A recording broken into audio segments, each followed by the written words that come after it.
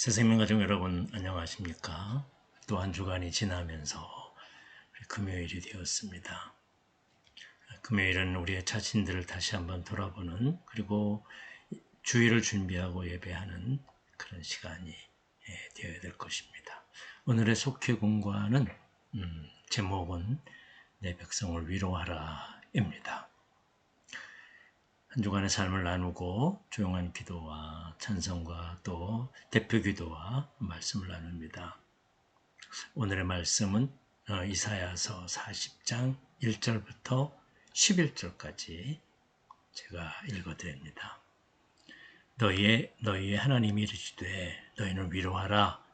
내 백성을 위로하라. 너희는 예루살렘의 마음에 닿도록 말하며 그것에게 외치라.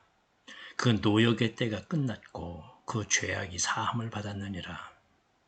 그의 모든 죄로 말미암아 여호와의 손에서 벌을 배나 받았느니라 하시니라. 외치는 자의 소리여 이르되 너희는 광야에서 여호와의 길을 예비하라. 사막에서 우리 하나님의 대로를 평탄하게 하라. 골짜기마다 도두어지며 산마다 언덕마다 낮아지며 고르지 아니한 곳이 평탄하게 되며 험한 곳이 평지가 될 것이요 여호와의 영광이 나타나고 모든 육체가 그것을 함께 보리라. 이는 여호와의 입이 말씀하셨느니라. 말하는 자의 소리여 외치되 외치라. 대답하되 내가 무엇이라 외치리까 하니 이르되 모든 육체는 풀이요 그의 모든 아름다운 들의 꽃과 같으니 풀은 마르고 꽃에 시들면 여호와의 기운이 그 위에 불미라. 이 백성은 실로 풀이로다. 풀은 마르고 꽃은 시드나 우리 하나님의 말씀은 영원히 서리라 하라. 아름다운 소식을 전하는 시온에 전하는 자여 너는 높은 산에 오르라. 아름다운 소식을 예루살렘에 전하는 자여 너는 힘써 소리를 높이라. 두려워하지 말고 소리를 높여 유다의 성읍들에게 이르기를 너희의 하나님을 보라 하라. 보라 주 여호와께서 장차 강한 자로 임하실 것이요 친히 그의 팔로 다스리실 것이라. 보라 상급이 그에게 있고 보응이 그의 앞에 있으며 그는 목자같이 양떼를 먹이시며 어린 양을 그 팔로 모아 품에 안으시며 젖먹이는 암컷들을 온순히 인도하시리로다.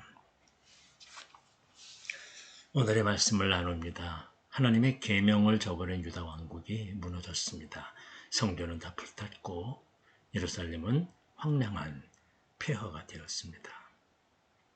이스라엘 백성은 낯선 땅 바벨론으로 끌려와 노예 생활을 했습니다. 하지만 하나님은 고통 중에 있는 그들을 포기하지 않으셨습니다.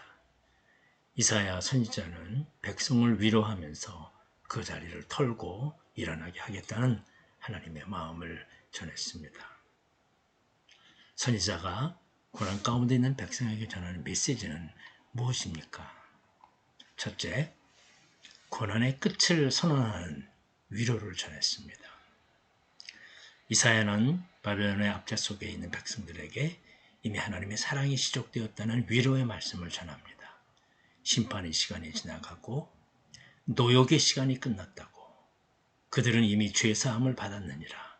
하나님은 이 복된 소식을 백성들의 마음에 닿도록 전하라고 하셨습니다. 하나님은 이러한 이사야의 위로를 예수 그리스도를 통해서 완성하십니다. 예수님은 자신의 목숨을 버리심으로 우리를 죄의 노예에서 자유롭게 하셨습니다. 이 복된 소식을 몸으로 사는 사람들이 바로 우리 그리스도인입니다.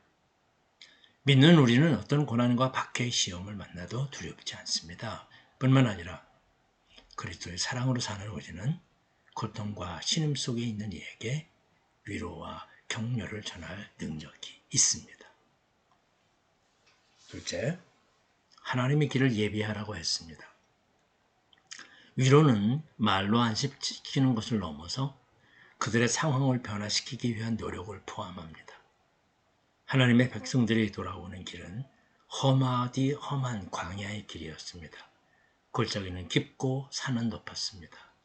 언덕이 많고 고르지 않는 길이기에 고생이 따를 수밖에 없었습니다. 하지만 하나님은 그 길을 하나님의 대로로 만들겠다고 약속하셨습니다. 골짜기는 메워지며 산과 언덕은 낮아집니다. 고르지 않는 길이 평탄해지면서 험한 곳이 평지가 됩니다. 이 길은 세례 요한이 외쳤던 것처럼 마음의 길로 곧 구원에 이르는 회개의 길이었습니다. 구원을 경험하기 위해서는 고난 가운데 있을지라도 마음을 돌이켜 회개해야 합니다.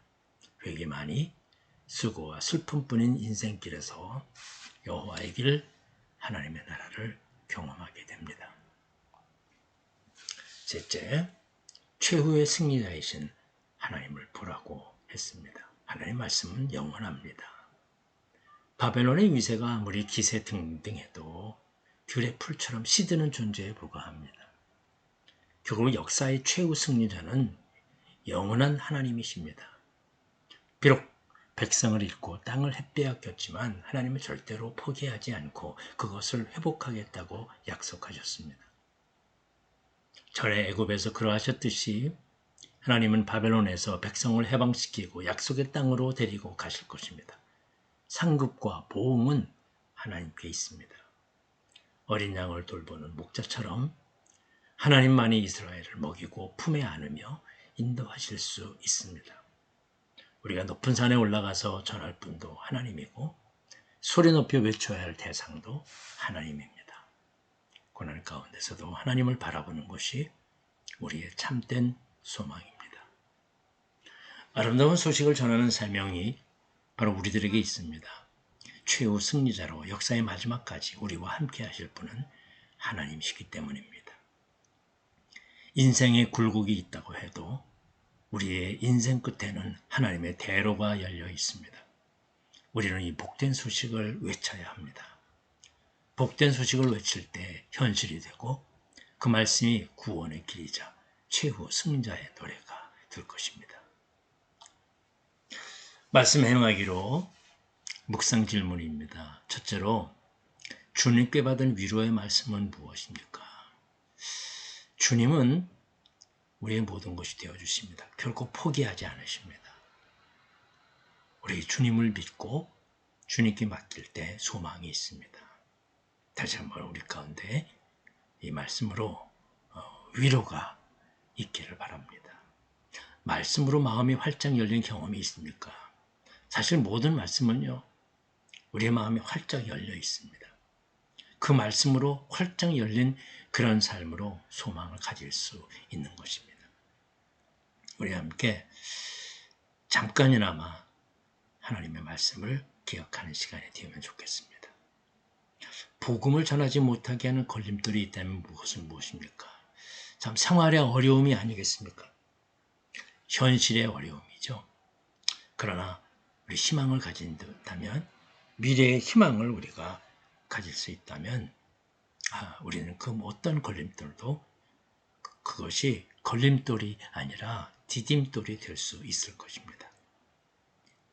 삶의 적용으로는 나의 위로가 필요한 일을 위해서 기도한 뒤 구체적으로 도울 방법을 생각하고 실천합시다.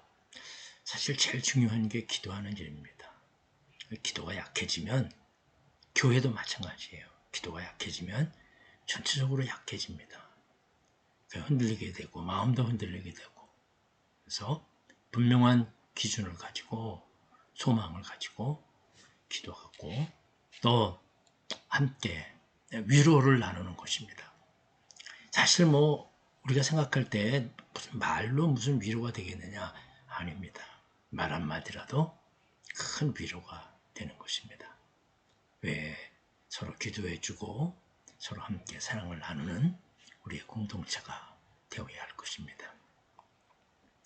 이어서 우리 중보기도, 교회와 특별히 나라, 그리고 우리가 하지 못하는 전도 대상자들을 바라보면서 기도하는 시간을 가지면 좋겠습니다. 헌금과 찬송하고 지금도 기도문으로 마치면 되겠습니다.